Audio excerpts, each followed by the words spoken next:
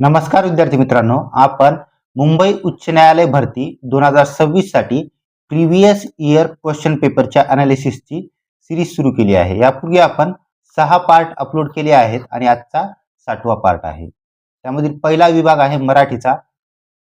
त्यामधील पहिला प्रश्न, खालील शब्दाचा अर्थ सांगा. तर जड भारत हा शब्द आहे. या शब्दाचा आपल्याला अर्थ सांगायचा आहे. जड भारत या शब्दाचा अर्थ होतो सुस्त व आळशी मनुष्य. ऑप्शन क्रमांक 1 इथं आपलं करेक्ट आन्सर आहे. त्यानंतर दुसरा प्रश्न, राधाने बासरी हातात घेतली आणि ती वाजवू लागली. या वाक्याचे केवळ वाक्य करा. तर वाक्याचे 3 प्रकार आहेत. एक केवळ वाक्य, दुसरा असतो संयुक्त वाक्य आणि तिसरा असतो मिश्र वाक्य. हे मुख्य प्रकार झाले. आता जी संयुक्त आणि मिश्र आहे या दोन वाक्याच्या प्रकारामध्ये उभय आणि अव्यय वापरली जातात. कशी? तर आणि, व, किंवा, म्हणून इत्यादी प्रकारची बरेच सारी उभय आणि अव्यय आहेत. आता पाहूया, जर हे उभय आणि अव्यय आले तर तो होतो संयुक्त किंवा मिश्र प्रकार आणि ज्यामध्ये कोणतेही उभय आणि अव्यय वापरले गेले नाही ते होते केवळ वाक्य. आता पाहूया आपण. पहिलं वाक्य आहे, राधाने बासरी हातात घेतली की ती वाजवू लागली. तर की हे उभय आणि अव्यय वापरला आहे, त्यामुळे हा केवळ वाक्य होणार नाही. राधा हातात बासरी घेऊन वाजवू लागली. आता याच्यामध्ये कोणतेही उभय आणि अव्यय नाही वापरले, त्यामुळे हे आपलं योग्य आन्सर आहे. ऑप्शन क्रमांक 2. खालचं पाहूया. ऑप्शन क्रमांक 3, राधाने बासरी हातात घेतली ती वाजवू लागली.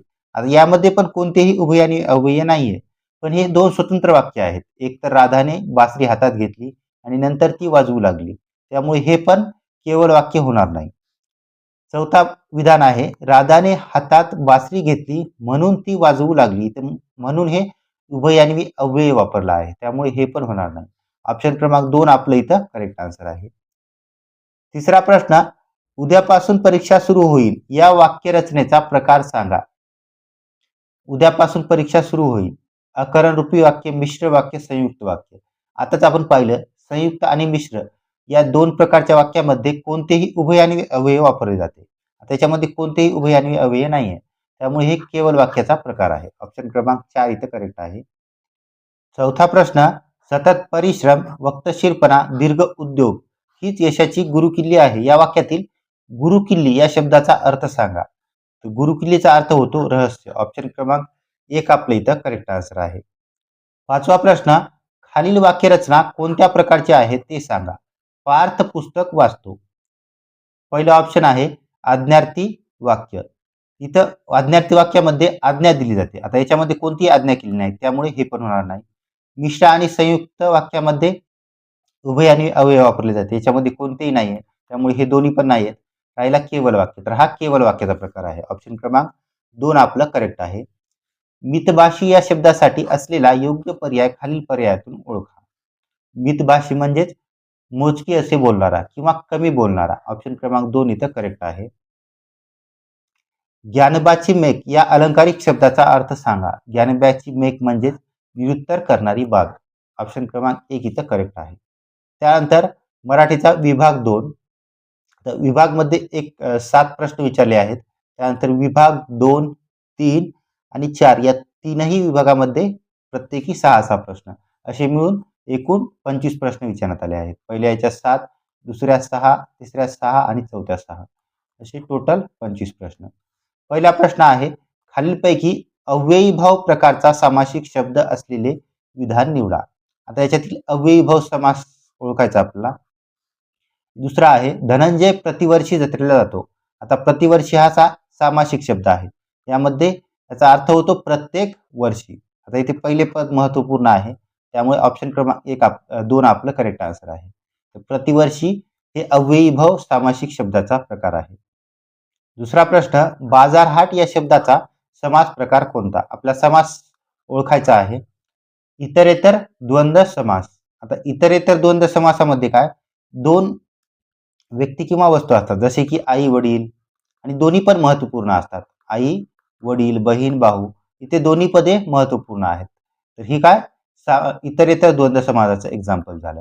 त्यानंतर समाहार द्वंद्व समास. यामध्ये जे काही आपलं हे आहे सामासिक शब्द दिला आहे, त्या सामासिक शब्दाव्यतिरिक्त इतरही काही गोष्टी असतात, जसे की बाजारहाटमध्ये बाजार हाट आणि बाजारातील इतर वस्तू. त्यानंतर चहा पाणी याच्यामध्येच येतो.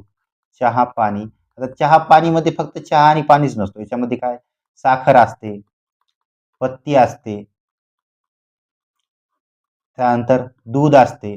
त्या म्हणजे इतरही शब्द असतात. त्याला काय समाहार द्वंद्व समास म्हणतात. त्यामुळे ऑप्शन क्रमांक 2 आपलं इथं करेक्ट आन्सर आहे. बाजार हाटमध्ये पण त्याच प्रकारे बाजार, भाजीपाला आणि इतर वस्तू असतात. त्यानंतर वैकल्पिक द्वंद्व समास यामध्ये आपल्याला विकल्प असतो, जसे की खरे खोटे. आता इथं दोन्हीपैकी एकच होऊ शकतं. तर खरे होऊ शकते किंवा खोटे होऊ शकते, म्हणजे विकल्प आहे. तर हे वैकल्पिक द्वंद्व समासाचं उदाहरण झालं. त्यानंतर मध्यमपद लोपी समास यामध्ये एखाद्या पदाचा लोप केला जातो, जसं की पुरण पोळी. याचा अर्थ काय होतो? पुरण घालून केलेली पोळी. त्यामुळे हे मध्यमपद लोपी समासाचं एक्झाम्पल होईल. आपलं ऑप्शन क्रमांक 2 इथं करेक्ट आहे. तिसरा प्रश्न, बुभुक्षा या शब्दाला समानार्थी शब्द खालील पर्यायातून सांगा. आता बुभुक्षाचा अर्थ होतो भूक. ऑप्शन क्रमांक 3 आपलं करेक्ट आहे. खालील शब्दाचा समानार्थी शब्द सांगा. कामठा. कामठाच म्हणजे काय? कामठा म्हणजे धनुष्य. धनुष्य. धनुष्याला आणखी पण म्हणतात, धनुष्याला कोदंड असे पण म्हणतात. त्यामुळे ऑप्शन क्रमांक 3 आपलं करेक्ट आन्सर आहे. 5वा प्रश्न, खालीलपैकी भावे प्रयोगाचे वाक्य ओळखा.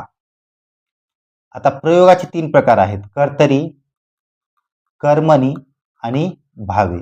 कर्तरी प्रयोगामध्ये कर्त्याला प्रत्यय नसतो आणि कर्मणीमध्ये कर्माला प्रत्यय नसतो म्हणतो इथं, नसतो. आणि जर भावे प्रयोग बघलं तर भावे प्रयोगामध्ये दोन्हीला पण प्रत्यय असतो. एकतर कर्त्याला पण प्रत्यय असतो आणि दुसरा कर्माला पण प्रत्यय असतो. आता असं वाक्य शोधायचं ज्यामध्ये दोन्हीला पण प्रत्यय आहे.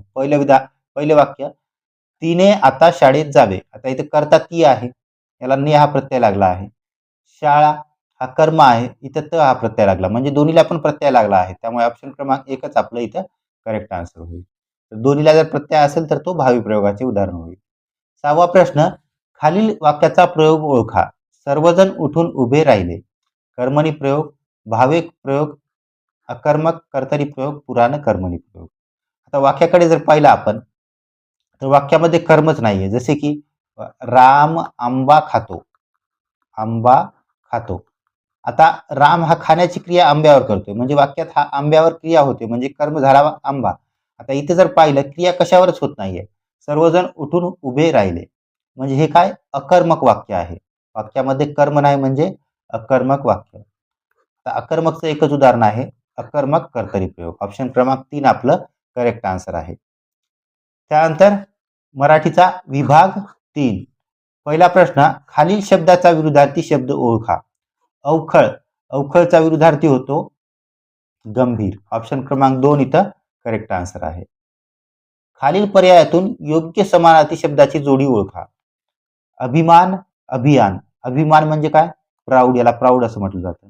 त्यानंतर अभियान, एखादं अभियान राबवलं सरकारद्वारे, जसे की ग्राम स्वच्छता अभियान, याला अभियान म्हटलं जातं. घोडा, हय. तर घोड्याचा समानार्थी शब्द आहे हय. घोड्यालाच हय असे पण म्हटलं जातं. आपल्या समानार्थी विचारलाय त्यामुळे हे आपलं करेक्ट आहे. कूर्म. कूर्म म्हणजे कासव आणि कृत्य म्हणजे काम.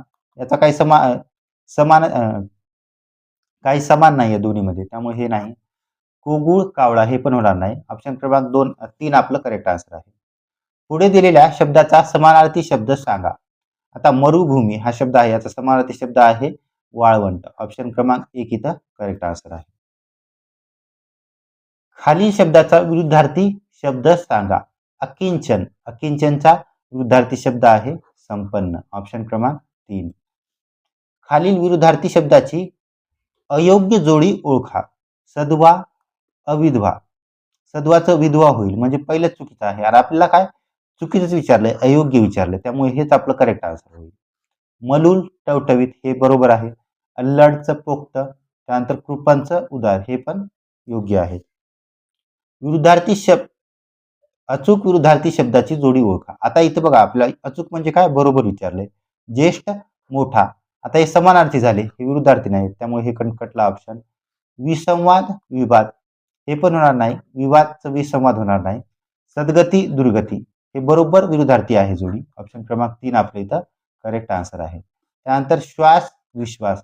श्वास म्हणजे जो आपण घेतो ते, प्राणवायू. विश्वास म्हणजे ट्रस्टची संबंधित आहे. त्यानंतर विभाग 4, पुढे दिलेल्या म्हणीचा अर्थ सांगा. काजव्याचा उजेड त्याच्या अंगाभोवती. क्षुल्लक काटकसर करण्यात अर्थ नसतो. शुद्ध गोष्टींचा प्रभावही तेवढ्या पुरताच असतो. तर ऑप्शन क्रमांक 2 आपल्या इथं करेक्ट आन्सर आहे. या म्हणीचा अर्थ होतो काजव्याचा उजेड अंगाभोवती, शुद्र गोष्टीचा प्रभावही तेवढ्या पुरताच असतो.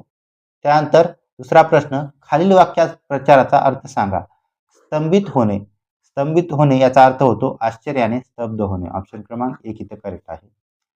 त्यानंतर उतारा म्हणजेच कॉम्प्रिहेन्शन वरती क्वेश्चन विचारण्यात आले आहेत. खालील उतारा वाचून विचारलेल्या प्रश्नांची उत्तरे लिहा. आता तुम्हाला हे उतारा पूर्ण वाचायचा आहे. जे काही प्रश्न विचारले आहेत त्याचं उत्तर द्यायचं आहे.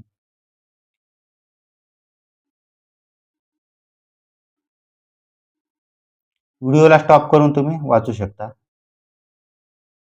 त्यानंतर याच्यावर 4 प्रश्न विचारण्यात आले आहेत. 4ही प्रश्नांची उत्तरे तुम्हाला कमेंट बॉक्समध्ये टाकायची आहेत.